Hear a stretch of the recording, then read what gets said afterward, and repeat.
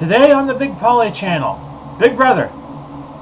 No, not the Shadow Society trying to enslave us all, but the CBS reality game show.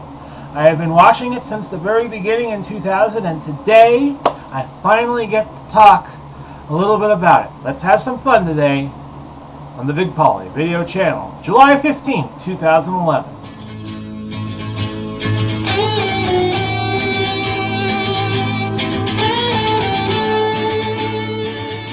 Hello there, everybody. This is Paul Blom here in Pinellas Park, Florida, coming to you on the early morning of July 15th, 2011. You already knew that. Today, I thought we'd have a little fun today and talk about the reality show Big Brother. It has been on CBS since 2000. I already mentioned that, too. My contention, and it doesn't take away from me watching it any, is that this show... I don't want to say that it is fixed. Oh, you said the dirty word. You said it's fixed. No, I won't go that far. I think the show is heavily influenced by the producers, and I think that's absolute fact. If you looked over some of the things that have happened over the years, but it's like professional wrestling. Just because you know the fix is in doesn't mean you know who the fix is in for. This is the 13th season they're in now. The show started last week, and they have now been in the house, today being the 14th day. Keith Henderson, the fellow from the Chicago area, got the boot last night, and Evil Dick Donato, who was the champion of Big Brother 8, who returned to the house this season, had to leave the game due to what has been called a personal emergency or a personal matter. Now, both the Big Brother... Now, for those of you who don't follow the show, I'm going to use the phrase Big Brother. I am talking about the show, the producers. It's basically a device used on the show to describe the powers that be. But getting back to what I was saying, no one's being very, very clear as to why Evil Dick left. And if Evil Dick has personal reasons, I am all for him leaving, if that's what he so chose.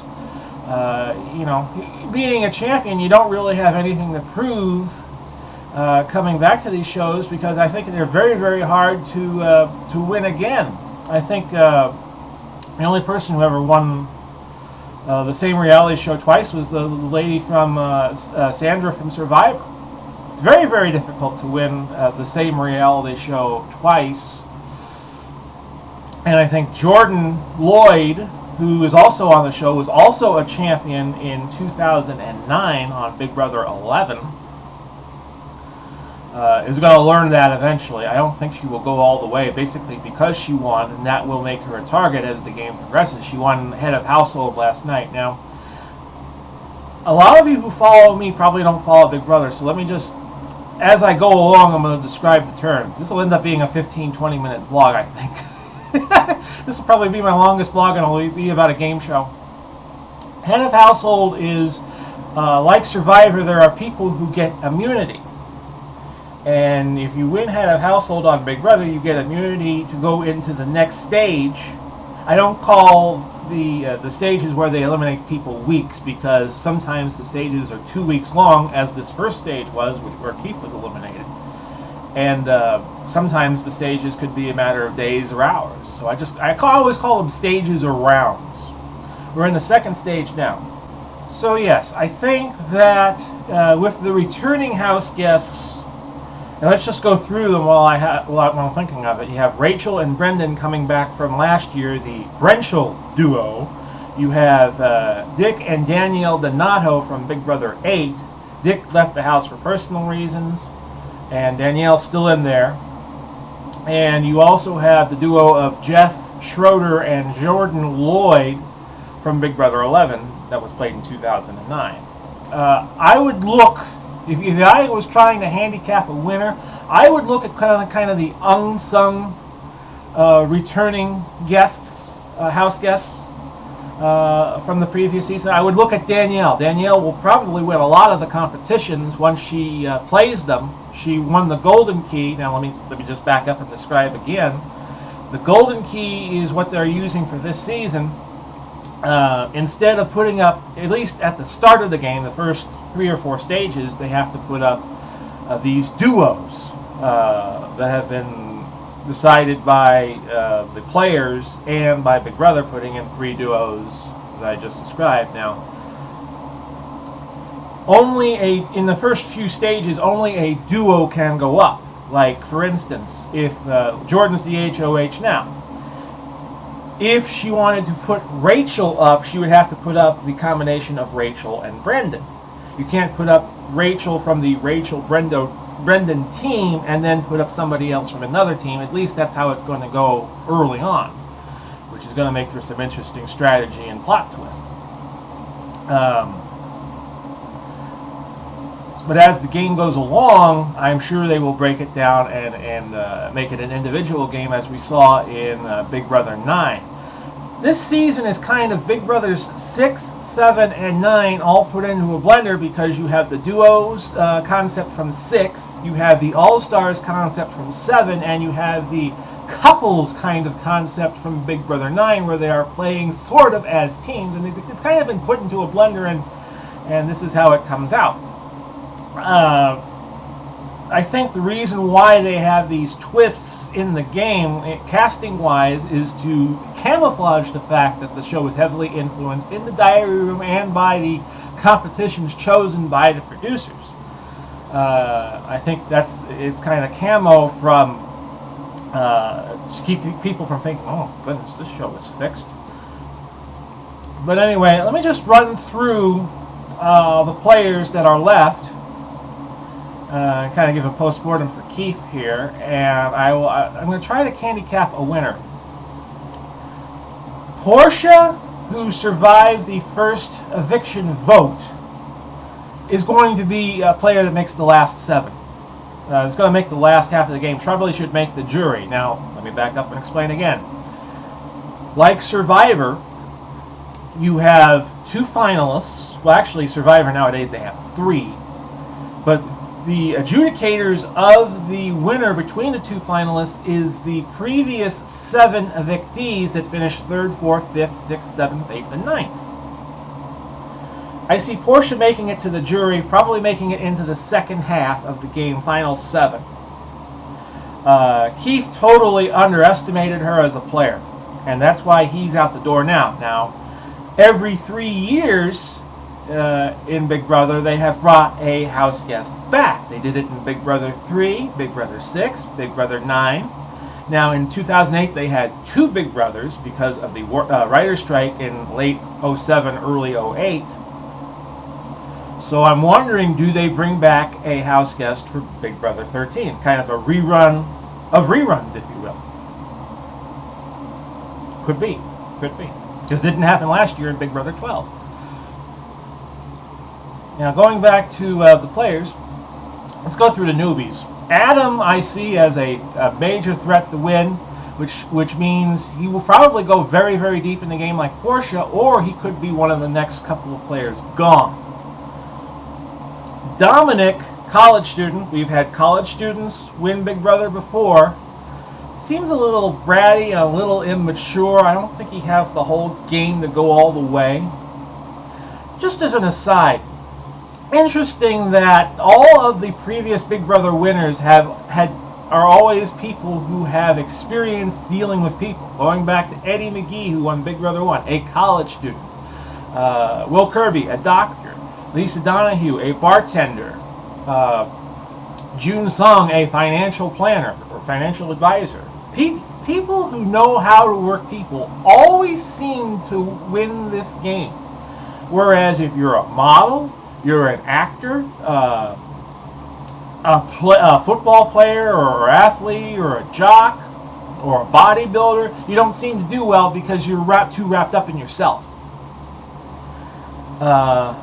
So with that in mind, Cassie Colvin is in this game, who is a model, and it's kind of interesting they chose her because she's a pretty well-known model from what I understand. And I kind of wonder, did Cassie Colvin need to be on Big Brother, or did Big Brother need Cassie Colvin? She's a model, petite-sized, bit of a tomboy, loves to talk trash against the other players, which I think will be her eventual downfall. I see her maybe making the jury, maybe not. Lawan. Every year, Big Brother always seems to have... Lawan is not out as a gay person, but they always seem to include either a gay man or a gay woman. The only year they did that was when Yvette was on Big Brother 6. They had a gay woman. I think they think gay men are safer to put on the show because they won't come on to heterosexual men, whereas a gay or bisexual woman might come on to a heterosexual woman. And it's kind of surprising and kind of twisted logic, but there you go. Lawan reminds me a lot of Marcellus in Big Brother 3. And I could see him also making it midway, maybe a little farther. Let's see, who haven't I talked about yet? Shelley. Shelley, the early 40s, outdoor specialist from Louisiana. This woman has game. This woman has great game. And older women have not done well in Big Brother generally. Usually the oldest woman in the house does not do well, with the exception of Rennie in Big Brother 10, who I think finished either 4th or 5th. But I think Shelley has some significant game, and I look for her to go very far. Portia, very far. Kalia, the writer, I put her in the same class as models and actors and athletes. They really haven't had a writer on the game, so it'll be kind of hard to gauge how far she goes based on past performance, based on previous occupations of house guests. But Kalia does not really strike me as someone who can go far. Apparently she does a great comedy routine in the house, but where will that lead you at the end of the day? Over to the newbies, not the newbies, the rerunners. You got Brendan and Rachel. I don't understand how these two have a relationship. I guess it's kind of an opposite attract thing, because you always see them on the show and they're always fighting. Kind of like Big Brother's answer to the old World War II comedy on radio, The Battling Bickersons. Rachel's got a little bit of a mouth on her. Everybody hates Rachel. But you have to understand, the one thing about this game is they get people to play these roles where they are both eye candy. Three things. One, they're eye candy. Two, they're not really all that bright. And three, they seem to have a dislike for anybody who's a threat to them. And Rachel's the perfect combination of those things. Kind of reminds me of Allison Irwin in Big Brother 4. So I would look for Brendan to be the more dominant player of those two, especially if next week, after whoever gets kicked out on the newbie side, and I think Jeff and Jordan will definitely attack a newbie duo and get one of them out. If one of the newbies gets control of the house by winning head of household, it would be a very interesting pairing indeed if they put up for eviction Rachel and Brendan. Because then you would have to see these two players who are now engaged to each other have to campaign against each other, and I think you'll see some significant flying of sparks there. Jeff and Jordan. Jeff made a homophobic remark about a Harry Potter character named Dumbledore. Now, I don't follow Harry Potter at all. I think I maybe watched 5 minutes of one of the movies, and that's it. I'm not a big fan of Harry Potter. I know what Quidditch is, and I get the gist of what the Harry Potter series is, but I am not a big Harry Potter junkie at all. Again, Jordan will be the target because she has won before. Jeff might, if they happen to go up next week, say Jeff says something a little caustic, like he did about made his whole homophobic remark. I would look for Jeff to survive in the house before Jordan does. And CBS put out a statement, by the way, about Jeff's homophobic remark, basically saying that we can't really control what the house guests say 24 hours a day, 7 days a week, which I think is fair. It's kind of hypocritical because Allison Grodner, who since Big Brother 8 has been the driving force behind the production of the show, edits these house guests, when you watch them on CBS, into something they're really not. And they're given this image, which in real life a lot of these house guests really aren't. If you follow their Twitter accounts and if you follow them on Facebook, you realize they're not really the players who they were portrayed to be. Danielle Donato, who finished second place in Big Brother 8 behind his father Dick, the only time two members of the same family went all the way. Got a little help from the production staff on that one. They got several breaks in the game to win. But I think Evil Dick's one of the great players to ever play Big Brother. Him, Dr. Will Kirby, and I would also throw on that list Dan, the school teacher, football coach from Big Brother 10. I think he was a great player. By the way, if you want to follow the game and you don't have time to watch it on TV, two great outlets for you: Hamster Watch and another site that just covers reality TV in general, realityblurred.com. If you want somebody to tell it to you like it is, great place to go. Hamster Watch and realityblurred.com. BLURRED.com. Reality Blurred. So anyway, Danielle is going to win competitions, and I would, if you had to put a gun to my head and say pick a winner for Big Brother 13, this is who I would pick: Danielle Donato. Basically because she wins competitions, she wins them at key times, like she did in Big Brother 8. I could see her winning maybe 4 or 5 competitions this year. Janelle Pirzina predicted that in the Hamster Watch a couple of weeks ago, and I totally agree that she will rank high in the game, probably even win the game because of that. And when you have a whole bunch of returning house guests into the house like we had with Big Brother All-Stars, it's usually somebody that flies under the radar in their respective season's game, like Mike Boogie Mallon, one of my least favorite house guests, but I got to admit that he won Big Brother All-Stars. It's usually someone who is underrated that wins, and it's going to be a tough fight. But I think Danielle Donato will probably win the game. That's my prediction, anyhow. So this has been my little long-winded rant about Big Brother, the 13th season, the 2011 season. Hope you enjoyed it. Hope you didn't get too bored by it, and I will catch you all again real soon. Bye-bye for now. Hasta luego.